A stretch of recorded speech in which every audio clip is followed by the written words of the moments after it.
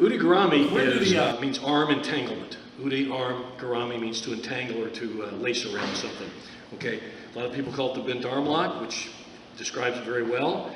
I know in mixed martial arts they call it the Kimura. They named after the great Kimura, the great judo champion Kimura. So, you know, you can call it what you want, just it really is effective. Okay, all right. We're working on the very basics of the bent, the Ude Garami in the downward position tonight, like I said. So, from the side position there, you can get it from a lot of different positions. But a good way to learn from the basics is from the side control position here, okay? All right, so I've knocked him down, I've thrown him or whatever, we're grappling, I get to the side of him. Again, I could have it in a, like a tate shiho, a mount situation, or north-south, kamishiho gatami type situation, or even from another pin. There are a lot of ways you can do this, but right now we're going to start from the side, so it's a good way to learn. Okay, so that being said, I'm here making good contact. Now, I don't want to put all my weight on Derek. I don't want to lay on him, because now I just don't have a lot of control over things. I want to have a good base, so no matter how I'm controlling him on the mat, I want to have a good solid base. So in this case, my knees are wide, my hips are quite low, and I've got a good solid base, all right? Now, to start the move, what I want to do, I want to grab this arm. Here's the finished product. Okay, here's the finished product. Grab here like this, and I crank upward. And it hurts. It hurts his elbow. It really hurts his shoulder. Okay, so that's the finished product, what we're going for. All right, but what we're going to do to start, everybody can start. So I'm low here like this. All right, now to get starting the move, I'm going to grab the wrist first, and as I do that, I'm just going to kind of hook under. So I'm just kind of just hook up and just lift it a little bit. Now, when I grab his wrist, I hook like this. Get a good strong hook like that. You can grab like that, where you meat hook him. But if he's got no gi, his wrists are slick, he'll get away. If I get a good hook like this clamp hook like this, I can control him better, okay? All right, now here I'm going to start to move under his arm. You'll see that come into play in a minute. But right now, this hand here, my elbow is going to go right in his hip. Now that's an important place to wedge my elbow in his hip. Now, I'm using my elbow in his hip like we've worked Ude Garami from the top, where I'm going to use my elbow in the side of his neck. It creates a base. So here's a strong base if I do it in the upward direction. Here's a strong base if I do it in the lower direction. Okay? So I got to have that base to have there. Okay? That gives me a good place. I can really manipulate his elbow then. All right, so I've got it here. Now with the other hand, I'm going to scoop under, and as I do, I'm going to grab my own wrist. And this one I'll go ahead and meat hook because it gives me a bit of leverage. So when I do this up there like this, and now when I do this, you see how he's really compromised here. And you don't have to lift very much, okay? Now, some people say keep his hand on the mat. If that works for you, fine. I like to lift it up just slightly and grab because it cranks his shoulder more. It really hurts more, actually. And when I do this, I'm going to lean backward into him, and I'm going to kind of lean back this way. See how I lean back a little bit, and I lift it up like this. So my hands will be like this, and I'll lean back a little bit like that. So here like that, and crank it up. Okay, and that hurts, okay? Now, to make it hurt even more, I'm going to grab his arm and pull it in a little tight. That tightens this up here. It hurts the elbow more. See, the angle is now kind of angle in like this, so like this, crank it, and it hurts a lot quicker. Yeah. Okay, if I leave it here where it's straight out down like this, that'll hurt. But if you bend it in like this a little bit, it'll hurt him quicker, okay? And the quicker I get him to tap out, the better for me. So here like this, slide under, and crank it in, and there we go, okay? It really hurts more in the shoulder when you see it in the elbow, but it sure looks like an elbow lock, okay? And that's what in a judo sambo, those are the rules that make it legal, legal technique. But everybody knows it hurts the shoulder too, okay? So that's the basic configuration of it. Now, there are other ways to do it. We're going to come back and work on a few things like that in a minute here. But right now, let's work on the basics. Now, once you do get this angle here and you control, okay, in a real situation, he's fighting me. He's resisting. Okay, I'm going to come under here first. I'm going to actually pull up on his elbow a little bit, kind of start working and manipulating it out, and start to form that figure four and catch it in. But right now, let's work on the basics. Okay, so elbow in, grab his wrist, come under, palm down, and grab your hand, palm down. And pull it in a little bit, and up. So I'm pulling in and upward a little bit.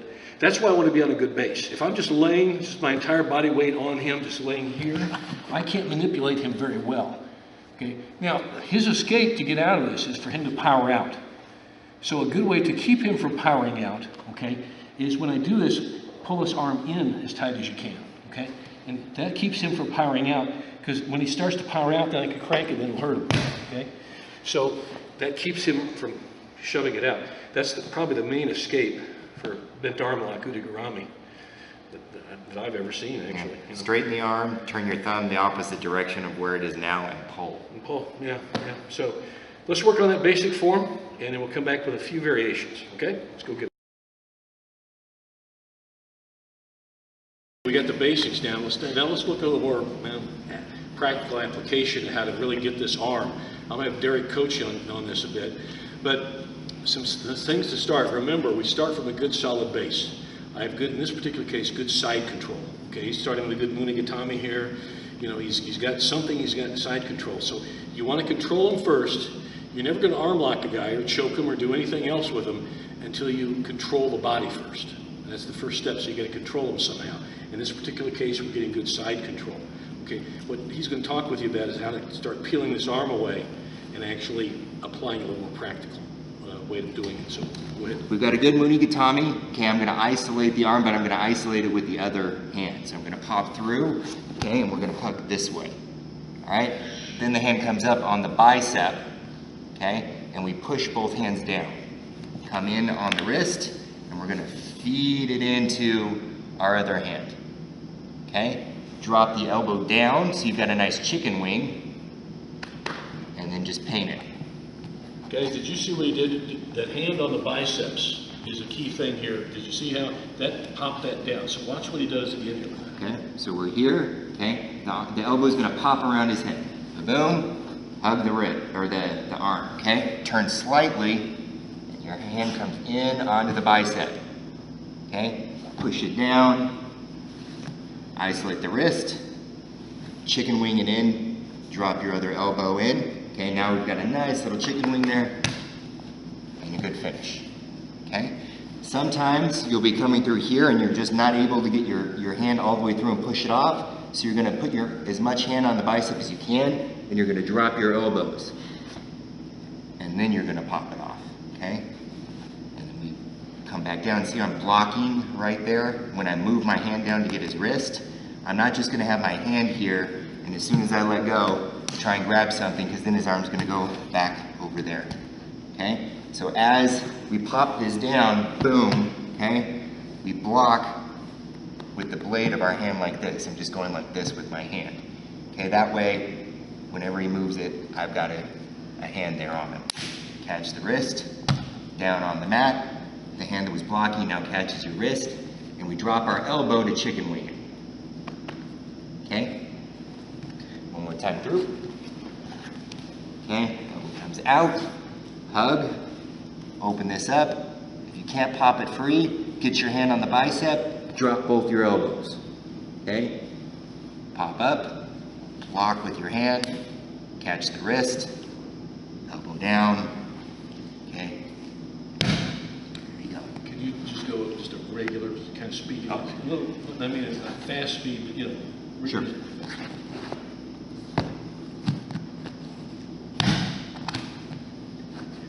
See, guys, arm locks, especially the bent versions of them, even Jiu-Jitsu or any submission technique, efficiency of movement is key. You know, like the old coach said, take your time, but do it in a hurry. Well, that means move efficiently. One thing leads to the next. And if this is how Derek is thinking when he's working and fishing for that arm lock on Eric, one thing leads to the next. I do this, that leads to that leads to that. Ultimate result is this. So think that way. Don't get in a hurry that I gotta get this. Don't think, okay, this will next lead to that. It may take you a little while to get there, especially in submission holds. But never give up your position. You know, you've got to control his position, and that's what you do. And you notice he stayed there efficiently. One thing led to the other. And that's really the way it is in something like this where there's a lot of intricate movement in there. So that's what it really takes. We're trying to control the root of the limb that we're attacking, and we just move our way into it. So if I ever lose some piece, I've still got a hold of something. So as soon as I hug the shoulder, I've got his shoulder and he can wave his forearm and elbow around. Okay, as soon as I block through like that, I've got the elbow and he's got like basically wrist and forearm. So if one of them fails, I go back to the other one and I kind of always move forward. He was waving his arm. Well, when he said the wrist and forearm, it's like, yeah, that's when you'll see him like trying to run away with just this much of their arm. We good, guys? All right, let's work on that more practical application right now. Okay, we good. 1, 2. Some points here, that some variations of the Ude Garami arm entanglement. So what we're going to do, let's do the one with the hammer first. Okay. So you've got the Ude Garami. Just go ahead and grab there. Just go ahead and you stand there. There you go. All right. But for some reason, and it's probably true, Eric here is a stud, so he just isn't buying into this at all. He's not letting him crank it. What Derek can do to get a little more torque into it, okay? And this is kind of an old pro wrestling trick I picked up years ago watching catch wrestling as a kid, you know, when I watched on TV and stuff. See this here? He just turns his hand over and it makes it kind of like a hammer. And cranks it up. And boy, that cranks that elbow up or that shoulder up far, okay? So if his palm's down, go ahead and put your palm down like normal grip we did there. That could work, does often, okay? But if for whatever reason it's just not, okay? A variation is to lift your head up. So can everybody see this, how he does this? Okay, so puts his elbow there, and his elbow will be on the side, so you'll see it, and he'll just crank that up, and it helps like wedge it up farther. Okay, so that's a neat little trick, as it were. Not really a trick, but a neat little technique. Okay. Now, another way to do it is double up on your wrist, the 2-on-1 on the wrist. So you might have this grip, see both hands on the wrist, okay? Now what's going to happen is he's going to pull in tight here, and this arm is going to lift, and that hurts, okay? Just a variation, and again, it looks pretty good too. So if for whatever reason you can't form your hands, or you're in a hurry, or something went wrong, okay, you can still save the arm lock by grabbing 2 hands on the wrist. And then the key thing here is to have that elbow in the ribs, okay? Because that's your kind of fulcrum in this case, okay? And you're pulling that upward, and that hurts. So a couple of variations there if you want to try them, and after that we'll do some other drills and stuff. Okay, we good? All right.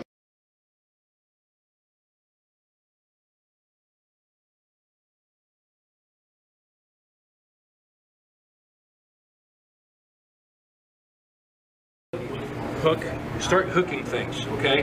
Don't just grab things, hook.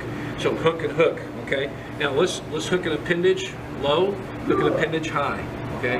John Saylor is always one for catching this. He always liked, when he always liked to catch here and keep his elbow on the guy's lap. He would catch and flare, catch, and then he said I'd flare and pop it right back down, okay? So let's say for whatever reason I got side control, I had a pretty good pull, and he kind of gets his arm back in, he starts to get away from me. Oh, I hate this. So now catch, catch. Now always remember, don't do this. The hand closest to the head is the one that catches the wrist. If you remember that, you're going to have a lot better control of this guy. The hand closest to his hip is the one that is higher, catches the shoulder. This is pretty standard grappling, and no matter whether it's judo, jiu-jitsu, sambo, submission, whatever. Here it is, like catch wrestling, catch like this. Now, have an anchor, okay? Sometimes you might have your thumb out, thumb in, it doesn't matter. This thumb is usually out. I don't like to lock my thumb in, it's just a matter of preference. Some guys might, okay? What I like to do here, because if lock and lock, okay? And what I can do here now is I keep them tight, and I want to keep my body weight on them. Now, I have options. If I want to go, I'll probably go around his head and get a bent arm lock, okay, arm entanglement.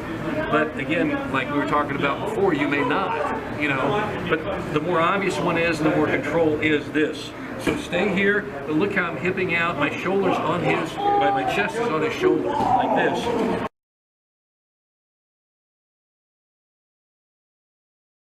Now what I'm going to do quickly is come around to the side and just kind of sit on his head.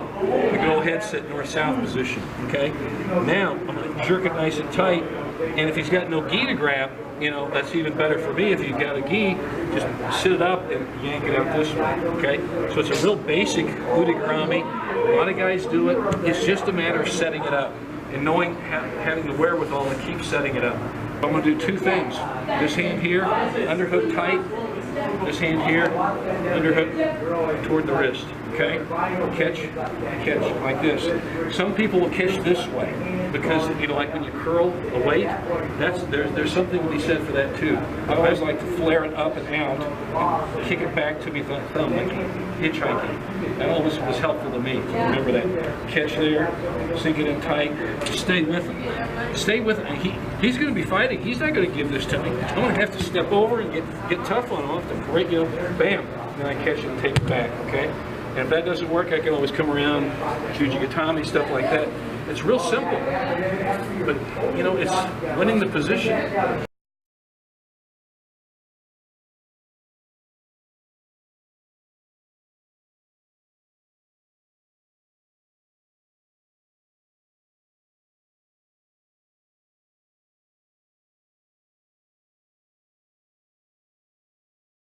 Guys, what we're going to work on, Ude Garami, arm entanglement.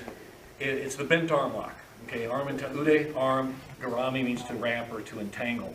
And a particularly sneaky way of doing it is the one off the bottom guard here that Mike likes to do, and Derek has done it a lot too. So, Mike, I'm going to let you take it from here and just let him have it. Anything we need to add? Derek, you need to add to it? Let's go get him. Well, I tend to think about the kazoosh a lot when I'm doing this. I really want to break their posture so that I break their balance to knock them over. And so when you've got a really strong guy gripping up on you, what you need to do here is get him to plant, because he doesn't ever want to plant. And so once you're here, you can start to feel his body shift for that kazushi. And so what I like to do is get real deep and just swim up top, shoot my hips, and really kind of press over and try to just keep in real tight, wrap your wrist, don't hook the thumb, and just drive up. Now, some points here that Mike's doing. Mike, when you go ahead and do that again, pop in there. See how he plants now? Everybody, if you can see, I'm going to get in front of the camera. Come back out slowly. This is the anchor hand. Bam, see that? Anchor on that wrist. Now, look what Mike did. He rolled into Derek. He didn't stay on his back. He's active now. He's up on his haunches here. And look how he came over and he got this nice key lock position here like this, okay, on this grip. And then he comes back and he settles back in, he rolls back in. He's kind of in the shape of the L, the body's in the L shape. But look at the way Mike rolls it, and look at the way he finishes. And when he finishes, kind of like, see how he's sideways, but look at the leg across here, and the other leg is planted on the mat here, and he's just pinching Derek's body in between them. He's stuck, okay? These are the fundamental things that really work. Now, with his elbow is pushing down, the wrist is pushing up, and then you got the pain, okay? It's a shoulder lock as much as it is an elbow lock, but it certainly is an elbow lock. But notice how he rolls, he traps, and he comes over, and there he rolls to finish. And Mike, you have a little bit of way, you like to roll your leg over a little bit to add a little more oomph to it, I know. And he'll roll his body to the right, or to your left, I guess. So watch how he does fairly slow, and he kicks the leg over a little more. See that? That adds sometimes to it. But get to the basic. Do the basic first. It's always worked for us pretty well straight across. And if he's not tapping out, if he's a real tough guy, got a very flexible shoulder, you might have to crank it over a little more. Yeah, but he's tapping out pretty good. Okay. All right. And there's your Ude Garami. Bent arm lock, arm entanglement. And these are, okay. You know, we were just talking about John Wooden's advice, small things make big things happen, you know. Well, here's small things. These are the basics you need to know about grabbing people and doing, especially Ude Garami, the arm entanglement work. So talk about what you guys were talking about earlier, how you have to grab and stuff like that. So everybody always gets so wrapped up about thumb in, thumb out. That's not the important part. The important part is once you get a good grip on the guy, you're not letting go. So once I get this grip, whether I do thumb in or thumb out, it doesn't really matter. I keep a good grip on that, and then as I come through for the entanglement, as soon as I get my grip on my wrist, I keep that grip. I don't want to be up here. I don't want to be just fingers and trying to crawl in. As soon as I get that grip, it's in nice and tight and it's stuck there. Okay. okay? That way, if he does manage to get that on the inside and start blocking it, okay, now I have leverage to pop him over. Or, okay, I have leverage to finish. But the point is, if I don't have a good grip on both wrists like that, and I'm not chicken winging it and keeping his shoulder in my chest, I'm not going to finish this very well, and I certainly am not going to be able to do it against a bigger guy. Mike's smart, okay? He's a good black belt. He's going to be trying to defend this the entire way through. So if I just have fingers on him and he's blocking with his hip, okay, that's going to happen. And even worse, if I've already really committed to this and I'm out here with just fingers, now he's passed and he's on my back, and I'm in real deep trouble. So this is your lifeline. When you get a good grip on somebody's limb, you got to think about it that way. It's a rope, it's a lifeline. So when you got a hold of it, control that. Bring it in nice and tight to your body. Wrap yourself around it. Keep control, okay? That way, even if I get in trouble and he does start passing, okay, I can still come back through and finish. Another thing I want to point out here, guys, you notice he's grabbing wrist, he's grabbing body. Don't grab jacket. Even though we're wearing jackets, you know, we use it, so, you know, like it's just a no-gi situation. Grab the wrist, grab your own wrist, don't grab your jacket. That's a weak grip. He's going to get out of it. You know, you want to meat hook him, get that hook in there, body to body, wrist to wrist. Okay. Makes sense? That's an important point. That's a really important point. So that gives you a lot of control there over his movement.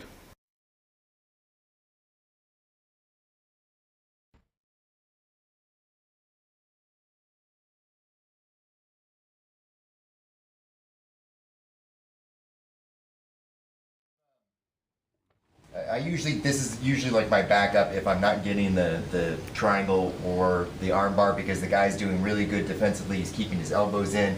His posture isn't too low, it's not too high. Okay, I can't really isolate an arm, but usually I can get a hold of a wrist or a sleeve. So if you can get a hold of it, you can pull this move off, okay? So all I need to do is isolate the wrist or the arm or the sleeve that I want, okay? And then I start spinning out, okay? And as I spin out, I'm gonna try and put my foot flat on the mat, okay? If you have a lot of trouble with it, just kind of go out like this, okay? Or put your leg flat. But the better you get at it, the tighter it's gonna be. So pop out, put my foot down, notice how I still have his arm, okay? As I sit up, grab a hold of his waist or his belt line. I usually tuck my hand underneath his hip or his thigh right here, because it makes it harder for him to roll out of it, okay? And it helps me break his balance. My foot's flat on the ground, I kick back like in a hurdler stretch, and then I just lean forward a little bit. And the weight of my body coming down on his shoulder, as well as cranking his wrist, is what gets the quick tap. By the way, we call this like the kick over Ude Garami. Ude Garami is the bent arm lock. You're clearly bending his arm in this lock, and it's a very good starting position for this move. Right. So again, you know, this time I'll do it with the sleeve. I'm gonna spin out and try and put my foot on the floor. Okay? Feet are on the floor, sit up, kick back, lean forward.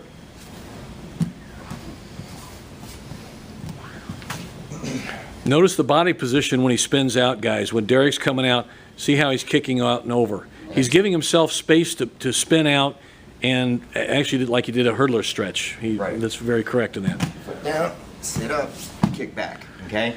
And the beauty of this one is it doesn't have to be entirely back here, because I'm leaning forward. He'll still get caught on my other hip. See how he's leaning kind of in the direction of Mike's shoulder, forward. Okay. My knee keeps his arm stuck, keeps his head down, and then sitting up is what does the crank on the wrist and the elbow, okay? See how his hips leave the mat. They come up. And again, that does cause a lot of pressure in that elbow. It's pretty nasty. Yes, it's a really good arm lock. Okay, and if you have somebody who's really bendy, you can reach underneath his armpit on the far side, get your hands together, and just sit up and try and pull his shoulder to you. Okay? That allows you to put all your weight across him so he can't get back up again. Plus, you're cranking him on the other side as well as the normal side. So you're literally trying to go like that with his shoulders.